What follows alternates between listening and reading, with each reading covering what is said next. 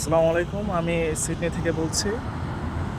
বিদেশে যাওয়ার ক্ষেত্রে অনেক ইম্পোর্ট্যান্ট একটা বিষয় হলো যে আপনি কোন ভাষাভাষীর দেশে যাচ্ছেন, সেটা অনেক বেশি ইম্পোর্ট্যান্ট আপনার জন্য। কারণ ভাষা জানার উপরে আপনার জব বা ওভারঅল সবকিছু চলাফেরা সবকিছু নির্ভর করছে।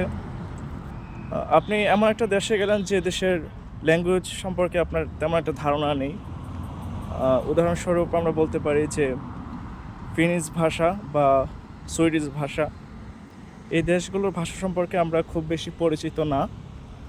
তো আপনি যদি কম্পেয়ার করেন তাহলে অস্ট্রেলিয়া, কানাডা বা ইউএসএর থেকে মোটামুটি একটু কমের মধ্যে আপনি সুইডেন বা ফিনল্যান্ডে যেতে পারবেন, কিন্তু সেখানে আপনার একটা ভাষা ব্যারিয়ার হয়ে দাঁড়াবে। সেক্ষেত্রে হয়তো আপনি কিছু কমের মধ্যে যেতে পারছেন, কিন্তু আপনার সেখানে জব এবং আপনার সেখানে চলাফেরা সব কিছুতে হয়তো ভাষা একটা বাধা হয়ে দাঁড়াবে। কারণ একটা ল্যাঙ্গুয়েজ ভালোভাবে শিখতে গেলে অনেকটা সময়ের প্রয়োজন হয়।